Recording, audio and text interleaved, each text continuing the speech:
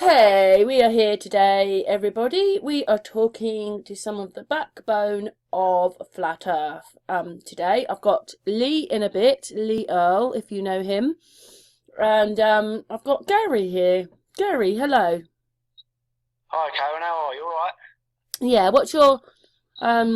what's your bit that you do for Flat Earth then? Uh, my bit, because of my age, really, like I was 10 years old when the moon landings happened. You see, so I can remember it. I can remember it very well. I remember them. I mean, how old was you in the moon landings? I'm not much younger than you, but I was a little Oh, girl. right. Well, I was 9, so I remembered it very well. And like everyone else, we was all sitting around the TV watching it, and we actually had a colour TV, which was very unique thing at the time because Lucky you. yeah, my dad, like he was into his like techno stuff, and he passed away in '74. But no, he went out and got the colour TV, and all the neighbours are saying that's never going to catch on, and of course it did. But at the I time, it was wish it one of the hadn't, only though. ones. I wish it hadn't. Sorry. I wish it Yeah, hadn't. yeah, that's right. Wish it hadn't caught on. Yeah, look what it's done to everyone. Yeah, But subliminal remember, programming it is.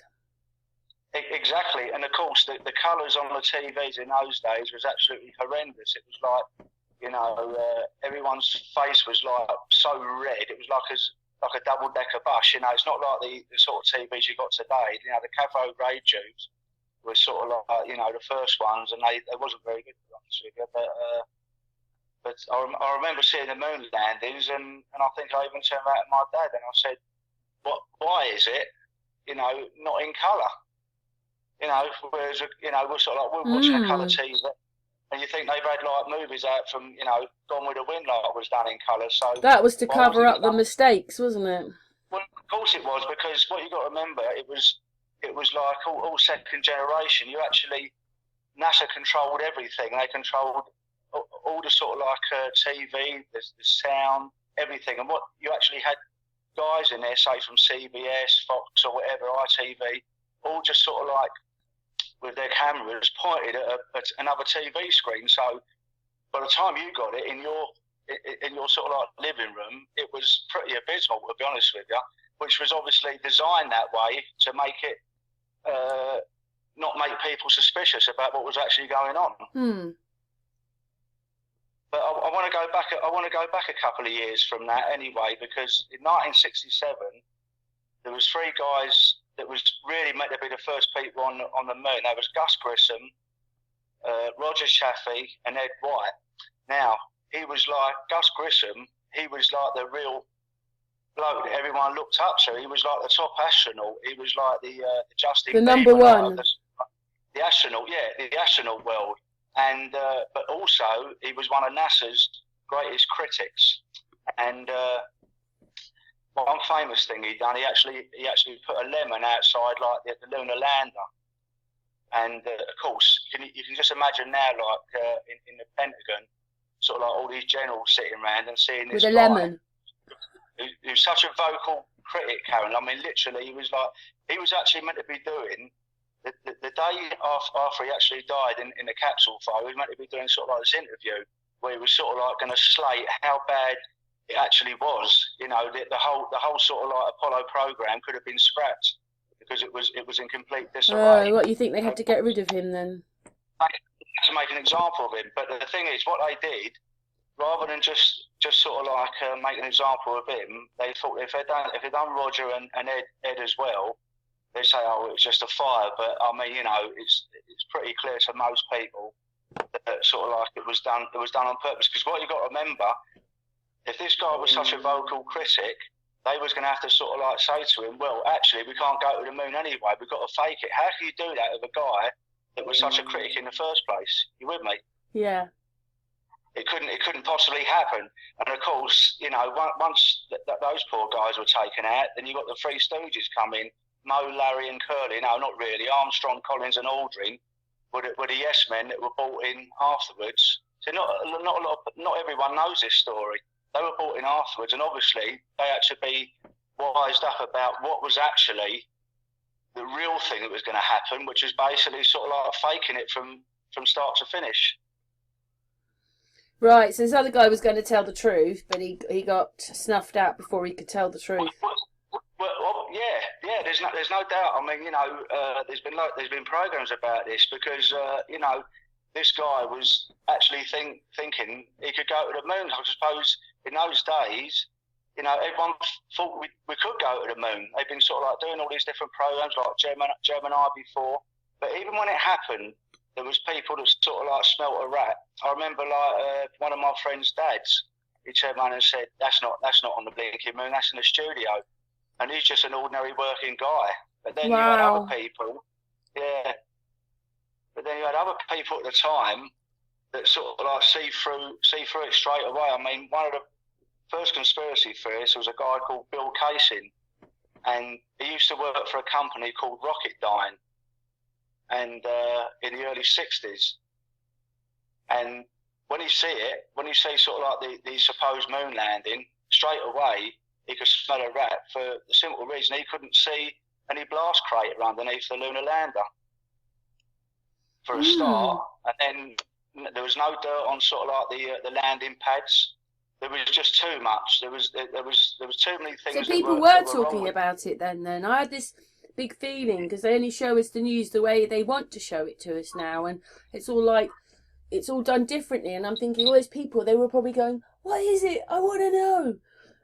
Exactly. Well, I mean, Bill Casing, he actually wrote a book like, we never went to the moon in about 1974, and of course, a lot of people thought, "Oh, this bloke is just sort of like some kind of nutcase or whatever," and he even said himself, "I don't care if people call me a cuckoo or anything. I know what I know, and I know we didn't sort of like go to the moon." And I mean, another one that was there, another conspiracy theorist at the time was a guy called Ralph Renee. Now, this guy is where I get some of my experiments from. He was the first guy that realised that it would be not impossible, but very hard to use like a glove in a vacuum or a space suit, because what happens is you've got unequal pressure in the vacuum, and the suit would just sort of like swell up like the Michelin Man, and you see him do all these little sort of like things like playing golf and. You said it would. You told me the other day when we were talking about this that he would have gone really stiff. It would go really stiff, and you'd lose the dexterity of the glove. Basically, doing things what you see, these guys do on the International Space Station and whatever is. But it's not like we see. It's impossible. They couldn't. They lose their dexterity because I mean, there's actually a video of here on Earth where they sort of like they've got an oil tanker. I don't know if you've seen it, and they sort of like make a complete vacuum out of this oil tank. This is how we live in a pressurized system, and once all the air was evacuated out of this oil tanker, it collapsed. Now you're talking about like sheet metal, So you can imagine, just imagine, can't you? Sort of like the stupid little suits that sort of like they wore, and even Ralph Renee.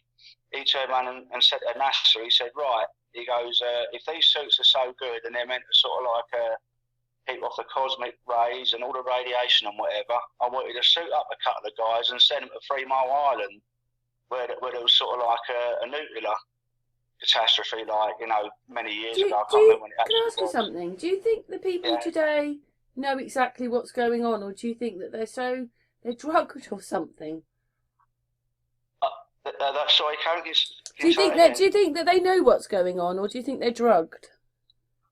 Well, I mean, what we were saying the other day, I think like pharmaceuticals, and I'm taking a long shot here. This is just my own opinion. I'm wondering, everything you see on the TV like is all predictive programming, and that little video we see the other day, like with all this sort of like nanotechnology, is it already out there?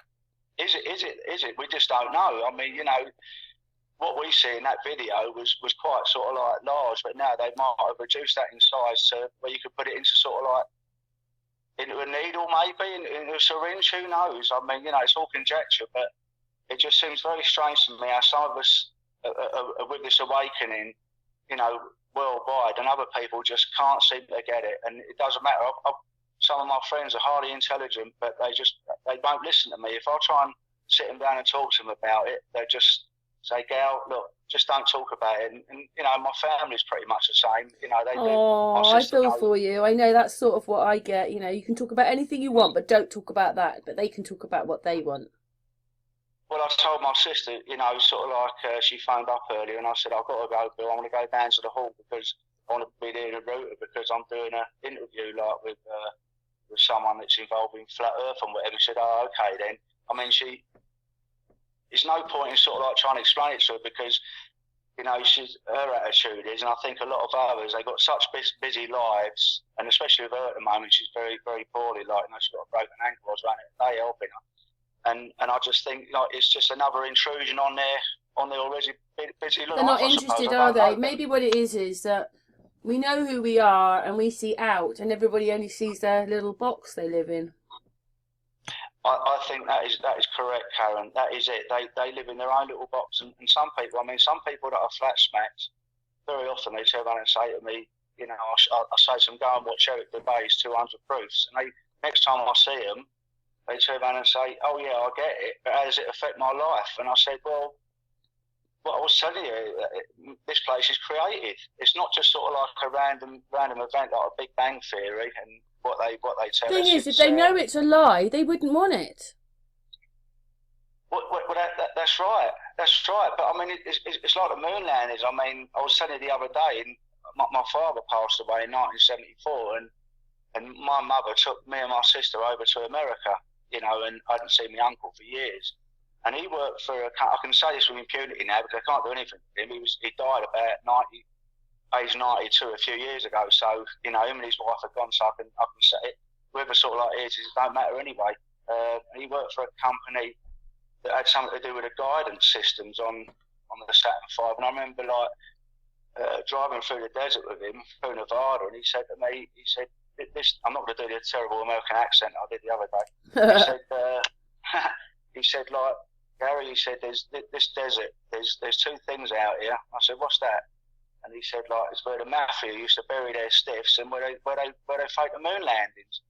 And I never thought no more of it, being a 15-year-old boy, until I see a program in the early 80s. And what you got to remember then, Karen, in the early 80s, we never had no internet or anything. So anything you see was mainstream.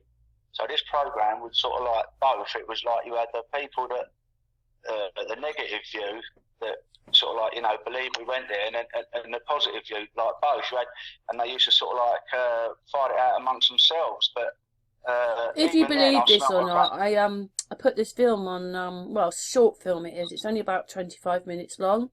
It's on Unscrambled. Yeah. It talks about all this. And what it was is, it was in 1968 they made it. And basically, this person comes in for a job and then he's being told, well, we make the news 2 or 3 years in advance. Yeah, I mean, that little video you sent me, like with Donald Pleasance. That's it, that one. Well, you sent it over to me, and when I watched it, literally all I was saying to you the night before, you know, some things just come into my head sometimes. You know, I just thought it's just there all of a sudden, you know, and yeah, you saw it. It's a good little film, that one, isn't it? It's absolutely fantastic, and it's all there. Even the nanotechnology I was texting you about, which I found, and the moon, the fake moon landings, everything. They're actually telling you. You know, I mean, you know, at the time, everyone was in awe, weren't they? Oh, great, we've gone to the moon and one thing or another. But there's so many inconsistencies now. Anyone that still believes we've been to the moon, I just can't help them. Can't talk to them again. No, I'll start off that when I do sort of like activism. I'll start off with that now because I used to sort of like sometimes go like a bit of a bull in a china shop and go straight to flat Earth. But what I do now is sort of like. Yeah, do you want to explain what else you do then, apart from talking about the moon, which you have? Yes. You go up to Hyde Park Corner. Yes, I got a Hyde Park Corner. Like it used to be the last Sunday of the month, but now Roxanne's moved it to the first Sunday. And you know, while I've been down there, you know, a lot of people have been saying to me, you know, prove this, prove that, and prove the other. And I watched a video of Ralph Renee's experiment, and I'll try to replicate it. It still needs a little bit of fine tuning, but I had it working last Sunday, and a few people understood what I meant. How when you put your hand in the glove, you can feel the pressure inside of the evacuated chamber, and you Yeah, can't. I think I've got one. There's another one on Sun and Moon. It was Donald. He had his own he was making his own aeroplane, and he did the same thing. Oh right, yeah. Well, I mean, you know, you can see that you lose total dexterity with it. You know, you can't move about. And what you got to remember, if they've got a complete suit on as well, that whole suit is going to be the same. It's absolutely ludicrous, and it's meant to be pressurised as well. That suit is pressurised, so, and of course this completely nullifies the tears in the car in space, which we know is absolute rubbish anyway. But you know, the tyres would have absolutely blown up. You know, it's almost laughable. It's like I told you the other day. I actually consider sort of like NASA Disney for adults. You know. Yeah. Also, I That's what said to call you, it. didn't I, that adults romanticise it. Yeah, and Look the at thing the is, rocket, children, look. some people just don't want to see it. I mean, it's like they just go along with it, even if they know that it's sort of like fake. It's like, I suppose, an outlet for them or something. But for people like us, we think it's wrong because there's 50+ million a day going to it. So what is it going to? It's not even going to the CGI. It's the going CGI to the fake news, the fake everything else. Well, I've seen Jaren do better CGI, like on his programs on Jeranism than what they do when they're getting all that money. So you know, you tell me. I'd like to know where all the money's going. I mean, I've got. I just think all along, all they're doing, whatever they do, is they're just taking money from the people. That's all they're doing. So you know, even if it's just laying in the bank or something. You imagine we just had an impeachment, same thing. All that money's coming out of the people's purse.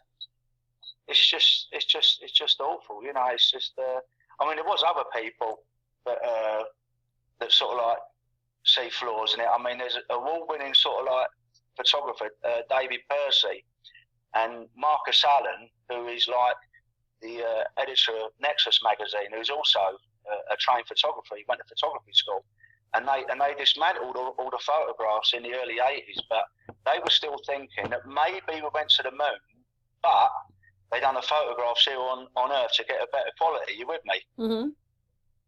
So what they're saying is they were thinking, oh well, yeah, we still went to the moon, but the quality of the photographs is going to be so poor that they did them here on Earth, which obviously we now know the whole lot was done on Earth, you know, but they haven't stopped doing it. That's how they've done it. That's how they do it. But that's right. It's just carried on and on and on. And you know, people say to me, all right, you tell me how it happened. I said, I think what happened was, it's like an old magician's trick. Usually, the simplest answer is the right answer. So when you see sort of like the 3 astronauts going up the tower and get into the rocket, they don't just get in there at all. I don't think. I think they stay there. The rocket takes off, goes in an arc, because we know it can't go up anyway. Yeah, they just put a film on, don't they, of something they filmed before. So you get to the door, they scoot out the way, then they play a film of them going in there. Exactly, and of course, it's all done in a studio. And I mean, I actually think that the first one was done. The first moon landing was done. This is only my own personal opinion. In Elstree in Boreham Wood, and I'll tell you why I think so.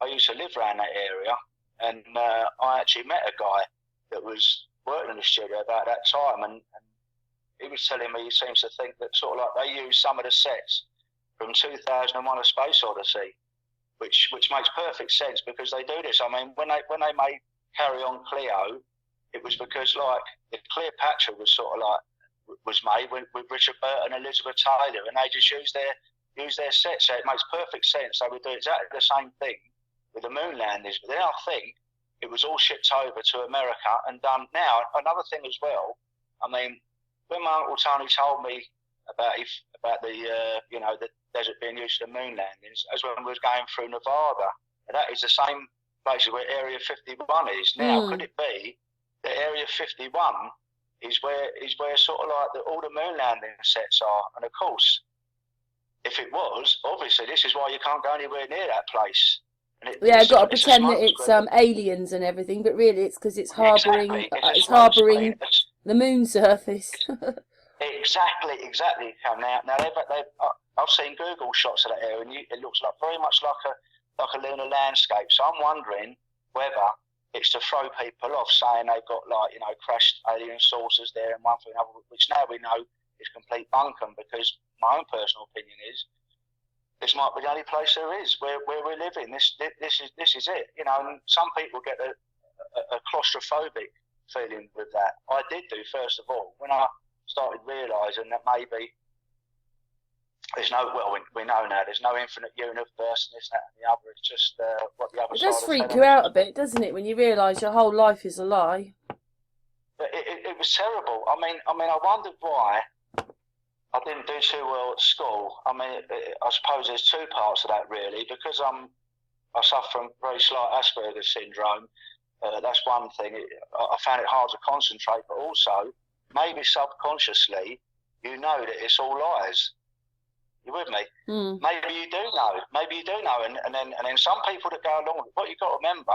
Now I'll give you a little example. I remember about a year and a half ago, I think, and I was down Hyde Park. There was a student come down there, and I was showing him what, sort of like how it works. He said to me, "Well, how does it all work?" I said, "How does the sun work? How does the moon work?" And I was telling him it goes around a circle like a flashlight, and yin and yang, like with the sun and the moon. And you know something? I said, what are you doing? He said, "Well, I'm a geographical and geography student."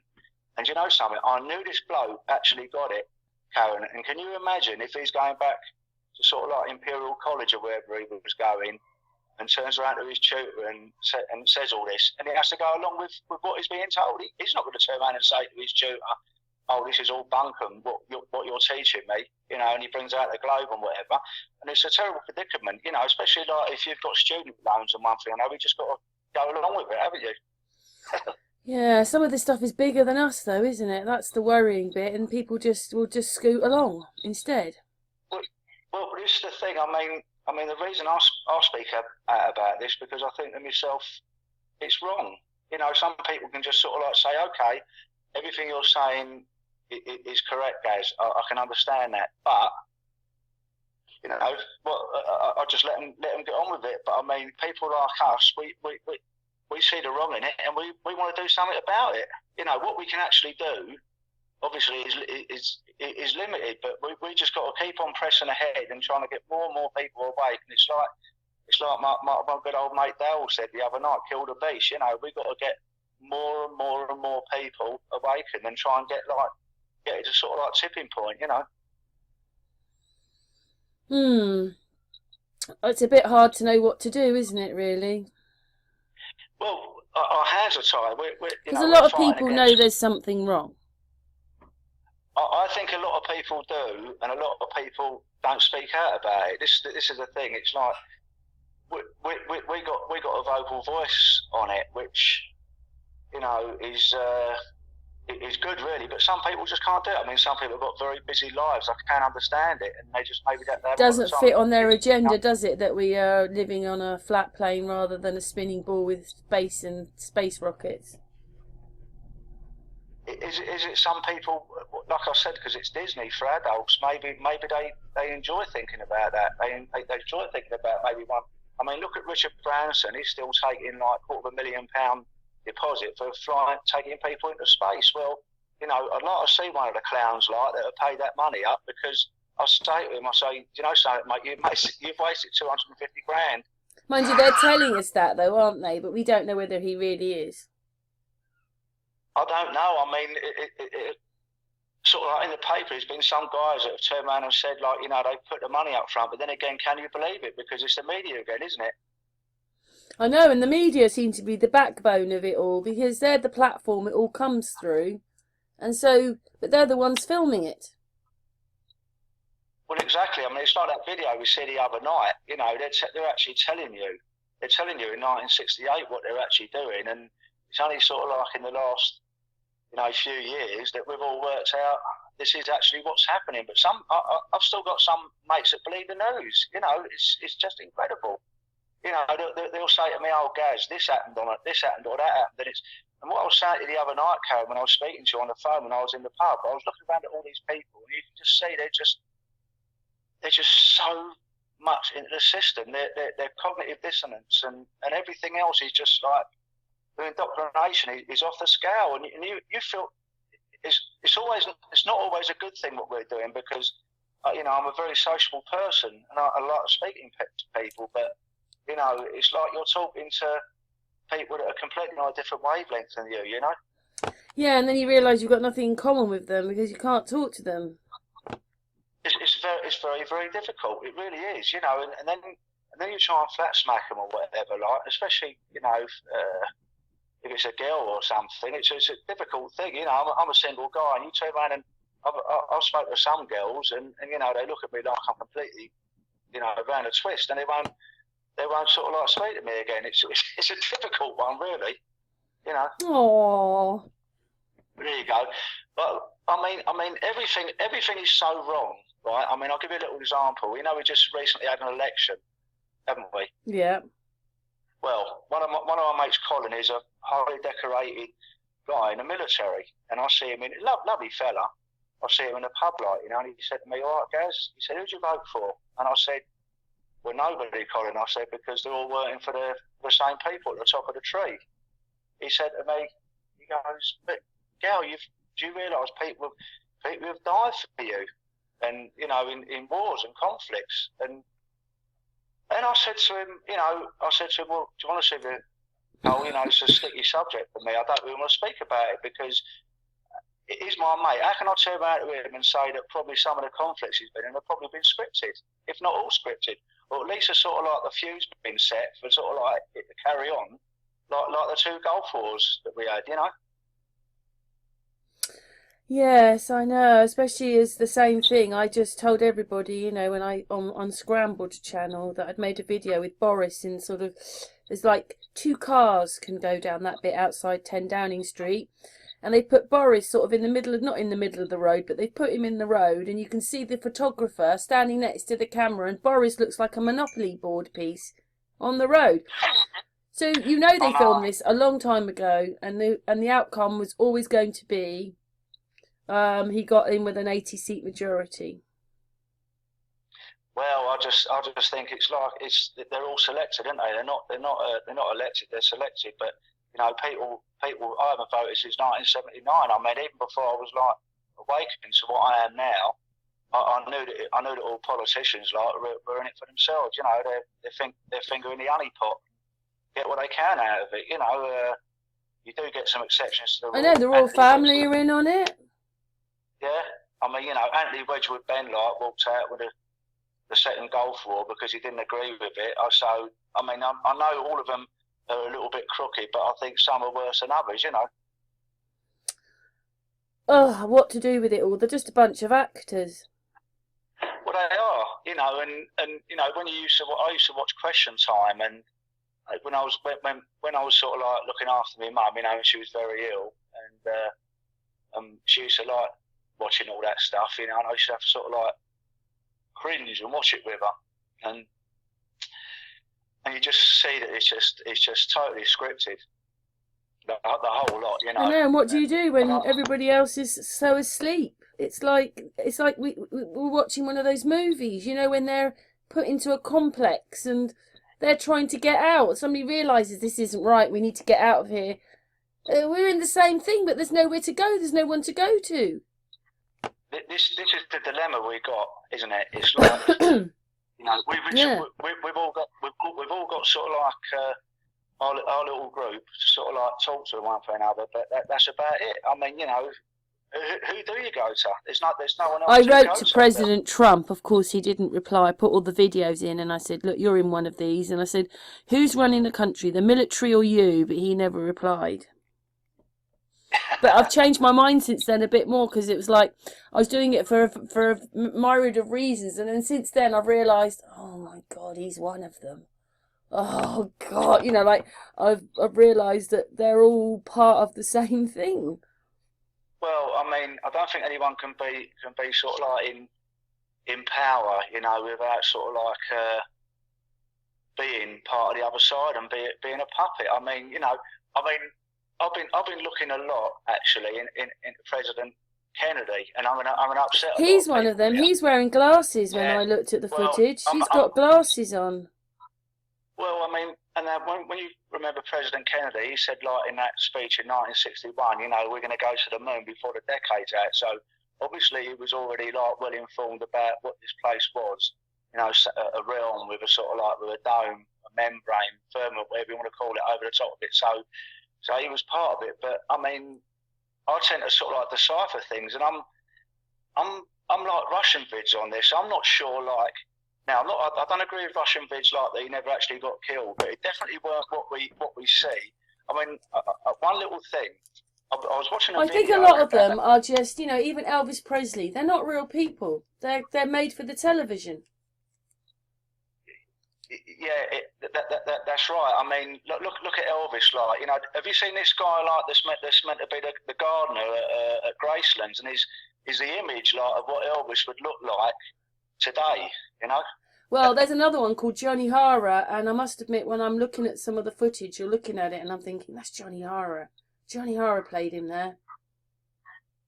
But I think it's the same thing. They have 2 or 3 people who play him. Well, the thing is, I mean, you know, it's amazing how easily people can be fooled. You know, everyone knows now that Paul McCartney isn't Paul McCartney.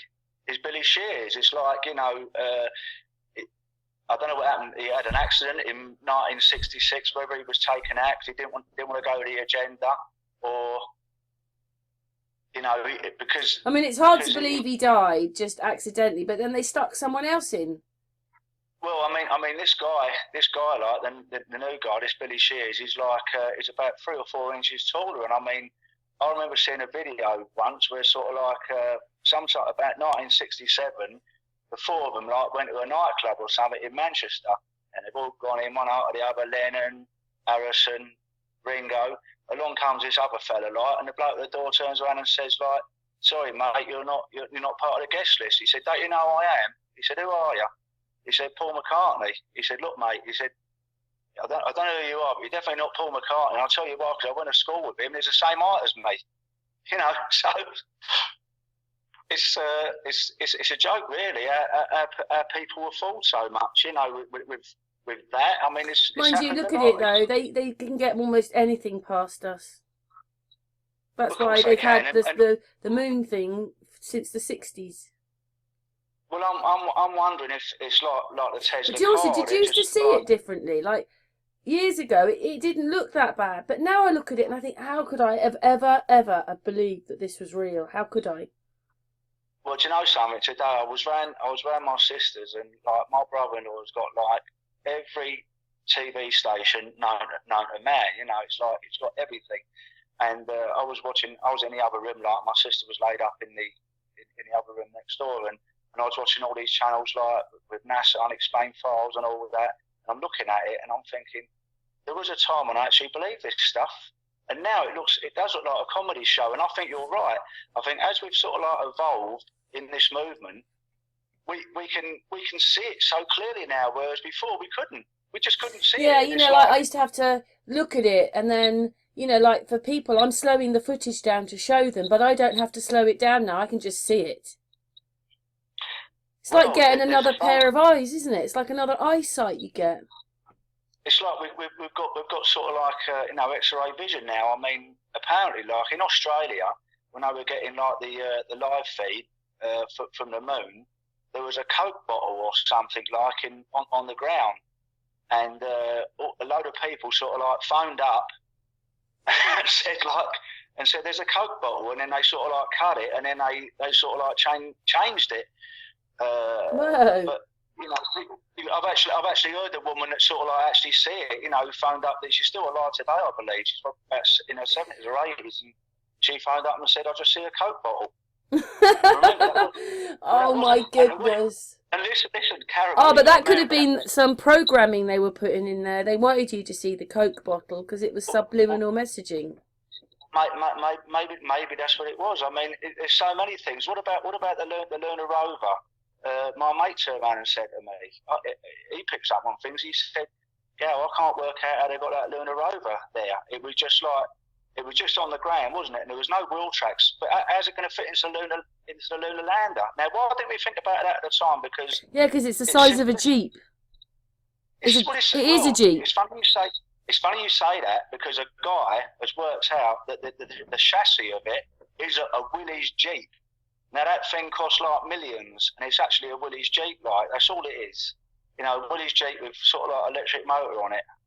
It's just laughable now. You know, we can see it so clearly now, can't we? Also, not just that. You know, in those days as well, they sped up the footage, but all you need to do is slow it down, and then they walk around, and after that, it was like they're bouncing around, and that's one of the other things they did. You can see it straight away. I mean, it's like the lunar lander light was just pulled up on the strings, and you actually see. I don't know if you notice, you can actually see sort of like the strings sometimes, or the wires on the astronauts' backs. And when they fall down, like they're getting pulled up. And I mean, you know, Bart Sabrell has done just magnificent work. I mean, his work has been outstanding.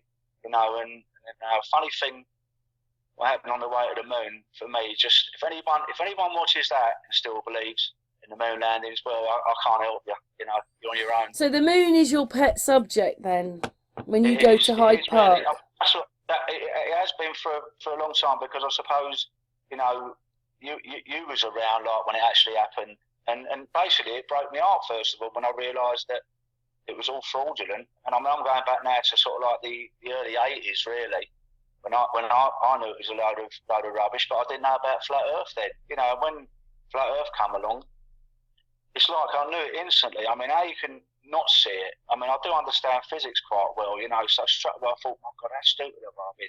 Some of the things that they're in there are just so stupid. You know, it's all it's all fixed. Well, just water, sort of like, you know, sticking to a ball upside down. It's like now, you know, I think to myself, what a donut I was. What an idiot. But we all went through it. You know, I think another thing as well, if you've got busy lives, you just not thinking about it, are you? You know, you just going along, and then you see it, and then you think to yourself, my God, I can't believe it. I know, and then you turn around and you think, are they going to believe it? Are they going to believe it? Are they going to... Nobody believes it. No one understands. Why don't they understand? But you know something, what we were saying the other day, Karen, we was having a chat on the phone. Is it some people really, really can't see it? It's like, I know it sounds strange to us, they're on a different frequency.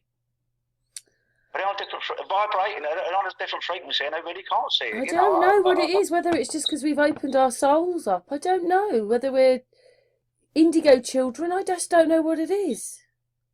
Well, I mean, if you see that video that I sent over, you see what David Wise did. Oh, is that when the rocket claps down and it sort of looks like paper? Is that you? No, is that not. No. Did you see? I haven't watched that one yet. Sorry.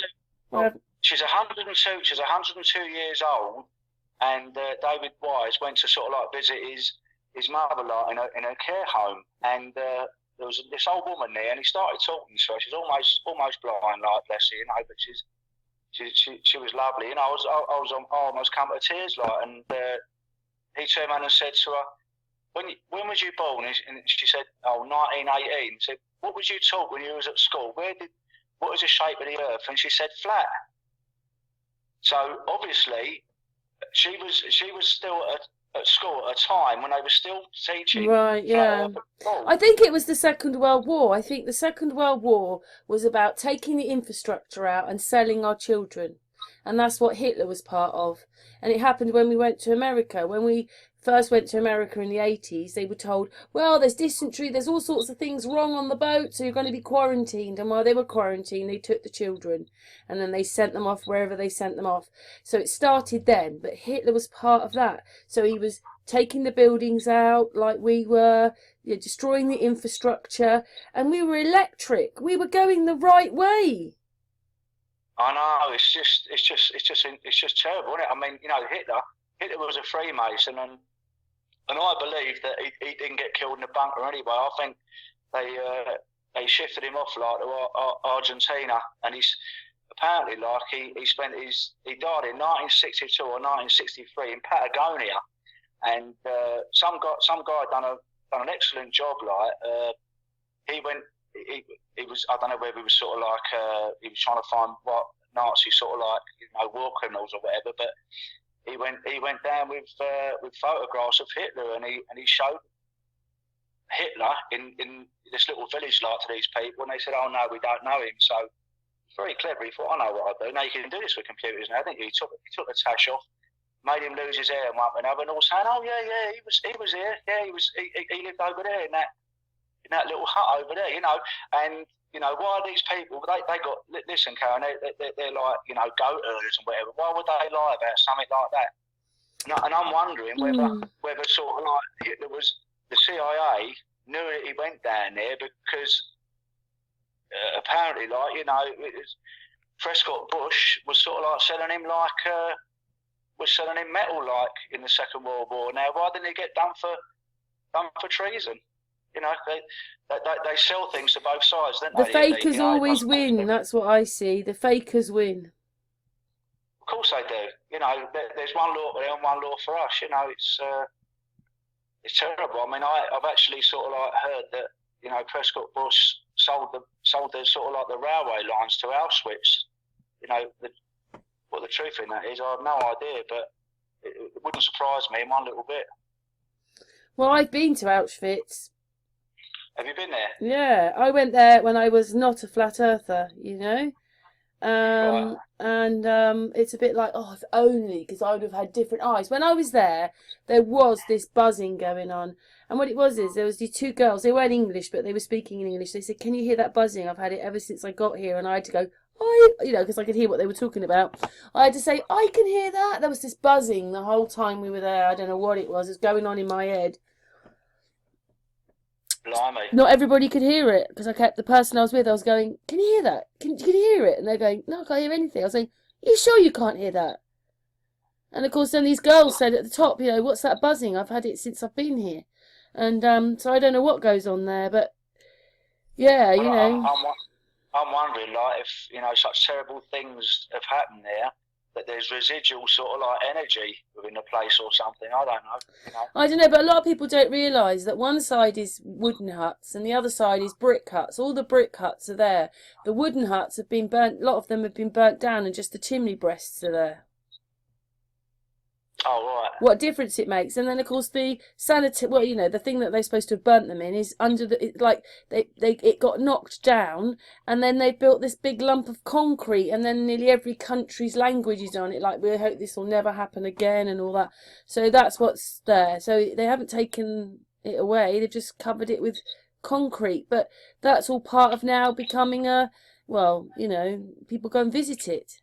Everybody's very sombre, and a lot of people didn't. I mean, I used to sort of not promote it, but I could say a lot of people don't realise there's about 6 Auschwitz. The first one is the army barracks, which they took over, and then the one that everybody depicts as Auschwitz is number 2, and there's more of them. But now, what were they? What were all these things? I think they were just taking our children. I've thought about it. Listen, your bloodline. What's your bloodline? What do you mean? Well, for instance, my mother's Welsh, and my dad's side is German and Jewish and French. Well, my mother's family come from Belgium. See? And, my dad was Welsh. Now, we just recently done sort of like one of them ancestry.coms for my sister, you know, because like she's been so poorly, and I printed it all off for her and put it in frames for her, one for another, and I just didn't realise, like, I had some great grandparents, like, that were still alive up until 2016, living somewhere in Belgium, and of course, you know.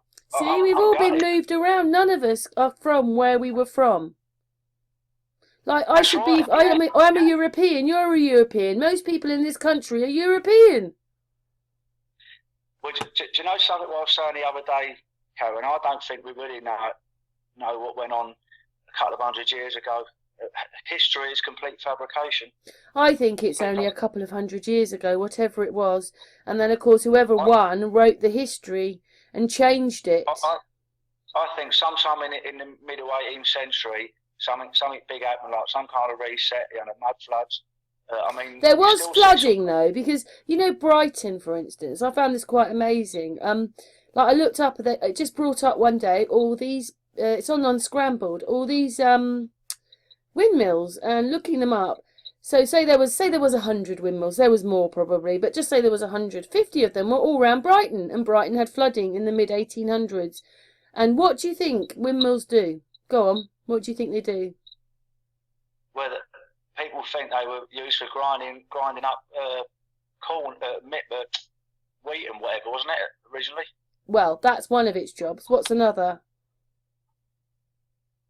I suppose they could be. I know some people have converted them into sort of like generators as well. Well, if you watch some of the programmes now, what you'll actually hear is, well, Denmark through windmills reclaimed half of not Denmark, Holland. Sorry, Holland. They reclaimed half of Holland. Really? By these windmills, because they took the water out of the ground, and you're like, what? Like, well, when did that come in? When did our history change with that? Now they take water out, and there's loads of them listed around Brighton, and there was flooding there, all down there. Well, I think you can see with a lot of these buildings, with something definitely happened. I mean, Brighton, the oldest aquarium in the world, the first aquarium, Brighton. Brighton had the Daddy Longlegs, which was an electric train which was in the sea. That's incredible. I didn't know that. That's Daddy Longlegs. It's on Unscrambled as well, the Daddy Longlegs one. And it's like, what? Like, I've never heard... My mum and dad never talked about that, and they live there. I know. You just don't know if they're adding bits to our history. And Brighton, say in the 1800s, looked like a palace without a wall. The buildings, all those, what do you call them? I can't think of the name of the houses now. What you'd actually call them? But they're period houses. Rows and rows and rows and rows of them. Yeah, they're very Regency, well, Regency houses. Regency houses, yes. They've even got gardens to them. It's like, what? Like, what is all this? And anyway, like the palace itself looks like the thing in Moscow. It looks like a mosque. It's a mosque. No, do you know that palace down there? I mean, Brighton, yeah, it's a mosque. When do you think it was? Do you think it was part of the Tartarian Empire? Or was after that? I think it is. Do you know something? I see a lot of structures like the Taj Mahal and all these other places, and it's all a similar kind of design. Yeah, it's a mosque. You know something? I showed a photograph, and it's the same. In Iraq before it was bombed to liberation, sort of like in the. I bet they had some amazing buildings there then. They had a lot of Tartaria there because a lot of them buildings were taken down. And it's probably why they're having to do the wars, isn't it? It's to get rid of all the Tartaria buildings. I think so, and I think maybe even Germany. Who knows? Maybe even Germany had sort of like. Well, France, Belgium, Germany, Holland, all these places got bombed. A lot of people think that sort of like a lot of Germany was bombed to sort of like hide the Tartarian Empire, and it does make perfect sense because, like us, people start asking questions. If it's not around anymore, you can't ask the questions, can you? If it's all. And also, it's so long ago in a sense, isn't it? It's 60, 70 years ago. Who remembers that now? Nobody. But I just think there's a whole sort of like we had a whole empire of a high technology just 200 or 300 years ago, and I think. All the history books, Elizabethan times, everything else, it's just all well, I did also read that it was Kill the Beast. He was saying that a lot of the maps had I-760, I-1891, and basically they turned the I into a 1 and made it 18, 17, and it wasn't. So we've actually gained 1,000 years. Yeah, I mean the way I look at things, I say halve it or double it. Whatever I'm told, it's like dinosaurs are meant to have lived 65 million years ago. Maybe just maybe this realm has only been here 6,500 years ago. I mean, some some people think that this place is only like about 6,000 years old. I mean, I don't know if I I agree don't with even that think person. it's that old. I just got a feeling that we've only been, I think this lot of us is a few hundred years. I think so.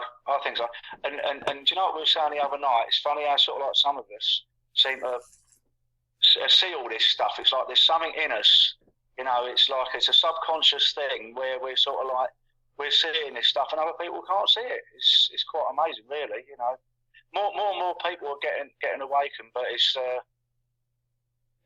still gonna. I still think we've got a lot of work ahead of us. You know. I know it's not terrifying, but it does give you that feeling, doesn't it? It just does. Because Well, what we sometimes, I don't mean, even know what we're dealing with. If we don't know what we're dealing with, how well, can we ever sort it out? well, one of my mates, Calvin, in Portugal, he actually went into deep depression. Like when he found out about Flat Earth a month and how it affects people different ways, because he realised that everything he'd been told has been a lie, you know, and it really, really did affect him. It affects people different way. With me, I'm quite elated because I think to myself, you know, things what I've thought subconsciously have proved to be correct. I mean, you know, I used to think to myself, how can I be correct and sort of like 6 billion people are wrong kind of thing, you know. I used to think this way. I used to think, oh no, mate, it's got to be me. You know, not about the moon landings. I sort of like knew it was rubbish, like very, very, very early on, and I think once you get that bit of, you know, like once you know something's wrong, it always leads on to the next bit and the next bit, doesn't it? I think it's like it leads on. It opens up another rabbit hole, and another rabbit hole.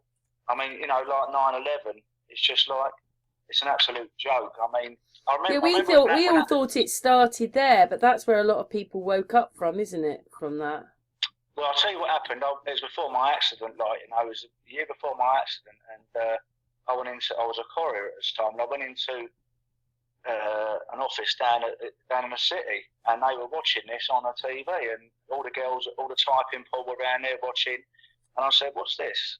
I said, "Is it the new Bruce Willis movie?" And they said, "No, it's for real." And even then, I just turned and said, "Okay, then sign me, love. You know, I'm going to be married." I know, it's so annoying, isn't it? It's like we needed Arnie or Bruce Willis to save the day, but they didn't save the day. But it was only when I got home, like, I realised it was for real. You know, I got home and then sort of like, you know, Mum and Dad were still alive at the time, and they were watching it, and I don't know. I just at the time I thought, oh yeah, well look, them planes are crashing into buildings, and that was it. And as only when I started, I thought to myself, yeah, that was just one of their things that they did. But for some reason, and even if it took a few years, a lot of us, because to me, what it was is one day I was looking at 9/11 going, there's just something wrong, even if I can't work it out. And I was looking at it, and it said something like whatever the words were down there, and I pressed it, and I went, oh my God. And then I realised then for sure there was something definitely wrong. With me, I realised it was wrong because, you know, I did City and Guilds Light in body repair in the 70s, and when I sort of like see an aluminium plane going into sort of like yeah, because people don't realise that's a Coke can. There's no way a Coke can could go into a metal and steel building. No, it's impossible. I mean, what would have just happened? Like, it would just literally disintegrated. It would have like hit the outside of the building. I mean, it's not the first time it's happened. I mean, a little private little plane hit the Empire State Building like about 60, 70 years ago. Yeah, and it got stuck in the outside bit. There was hardly anything left of the plane, but I mean, you know, another thing as well. I mean, I know, and do you know that? Listen, there's a video, right, which is also on. I think it might be on Unscrambled.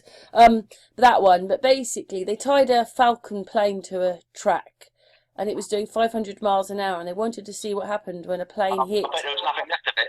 It atomised. It completely atomised, except for the wings, the tips of the wings, which didn't hit the building, and that's what would have happened to the planes. They would have atomised. I mean, now it looks absolutely. And that was in the 70s. They did that. In the 1970s, they were testing all this out.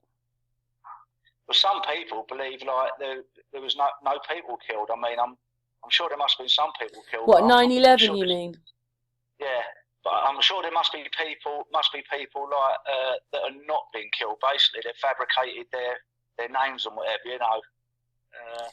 like they do in these things. I don't know, but I know one thing: no planes brought down 2 towers. That was complete CGI, because you actually see like the planes going in, don't you? Like it's like, and then you actually see the nose cone You'd see coming out the other swirling side. and everything. You'd see swirling. And what people also don't realise is, if a plane was going 600 miles an hour, you wouldn't see it. You'd only hear it.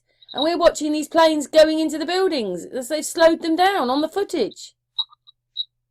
It looks. I mean, now when you see it, it's the same thing like with the moon landing, isn't it? Maybe there's other things that are happening now that we're going to see in a few years' time, and we're going to look back and think, They're doing it. They're doing it all the time to the president and everything. I mean, goodness knows what they're doing there. It's all the same. They're doing it now, all day, every day. It's just absolutely 24 hours a day, 7 days a week. We are being bombarded with this crap. I mean, I pick up on little things, Karen. It's like the President Kennedy sort of like assassination. A couple of things. I mean, Oswald was meant to be the lone gunman, and I see a video where they got one of the top marksmen in the world, and he couldn't replicate it. He did in the end, but it took him like about 20 attempts. But he literally only just done it. They set it up exactly the same as what it was like in Dealey Plaza. Well, when I slowed the footage down of Kennedy, he's doing all these hand things. He's doing all these hand signals out, like, I've got you. I mean, how could he do all that? I've got you. Pointing his finger sort of thing. And then there's all these things going on in the footage when you slow it down. And I'll ask you something, like, if your husband like had just been sort of like had his brain sort of like blown all over the place, like, would you still be wearing the same dress a couple of days later? Because Jackie Kennedy was, about 2 days later, she was like in a hospital or something, and she had like the same blood splattered dress, and I thought, well, this is a billionaireess supposedly. Surely she's not going to walk around like in the same dress a couple of days later. Wouldn't they have wanted her dressed for forensic? Not forensic. Didn't do forensic then, did they? But wouldn't they have wanted to... Well, it's just a fault. It's just a fault, like of walking around like with a blood-stained like dress. It doesn't. A lot of the footage has her now snuffing the president out, but yeah. I mean, and now there's like 15. I mean, Brian Stabley reckons there's like about 15 like different films now. Well, I remember it being in black and white. I don't remember any colour. I don't remember. But I heard another one. I heard was that the car behind, even though Kennedy wasn't supposed to, it wasn't, that county, Dallas, wouldn't have voted him in. So they didn't like him. But basically, the car behind had the bodyguards and all that in it, and someone actually had his gun out, and they stopped the car, and he went bang by accident and shot the president. Again, I don't know if that's true. Well, I've seen so many different accounts of what actually happened. My mother actually went there many years ago. Bless her, when she was alive, and she had relations in Dallas, and she said it looks very surreal. It didn't, it looks like I don't know. It's all right. What technology they've got. They didn't get it from the 1960s. They got it from the 1800s. And that's right. And they've just been using it. I mean, look at you and me. We're on this phone now, talking to each other without any wires. It's the same thing. This technology they've got, they've had it for a while. Well, what about if there was sort of like mud floods and a civilization was sort of like laid to rest a couple of 100 years ago? If they had the same technology, maybe they're using wires under the ground that were there. Yeah, whatever's here was already here. That's what I mean. It's already here. We might be using stuff, I mean, we know satellites don't exist. I mean, I see this guy, he worked for a company that made satellites, and I think near the end of his career, he was walking around saying goodbye with him, and you see like a little sort of like shed door up. He looked in there, and you see all these satellites he'd been building like over the years. So he's built all these satellites, and they're just stuck away in a blinking cupboard somewhere, because we know they sort of like don't go into space. Now my point with this is, he worked there for sort of like 30, 40 years. If he didn't know a fraud was going on, you know what I'm saying? What chance had he? That's what, and people believe it. He believed what he was doing. He was making satellites going into space. Arthur C. Clarke, that invented the sort of like the satellite was a 33-degree Freemason, I believe. You know. Oh my goodness, those, it's awful. And Zebrugga, like that took the film of Kennedy, like is another Freemason, 33rd degree. It's hard to know, isn't it? Because it's almost like we might be able to catch them out now, but how do we catch them out for something that happened 60, 70 years ago? This is the dilemma we got, isn't it? It's like it's an ongoing thing. Now we're sort of like suspicious of everything. I mean, I'll try not to watch the news, but if I'm in the pub or something and it's on, I look at things and I think, I wonder whether it's like we were talking the other day about this coronavirus thing. It's like it's just like the SARS before that and other viruses. I know, it's like, oh no, I'm so tired of this. And they want you to go and get sort of like more sort of like more vaccinations as well. That's what they want. They want to get us they want to get us quarantined and vaccinated. Just a big experiment to them. I mean, my mate, like he said to me, I'm going down to get my flu jab, and I felt like saying to him, "Don't do it. Don't do it. It's gonna give you the flu, you donut. Don't do it." But he won't listen to me. Yeah, it's very hard.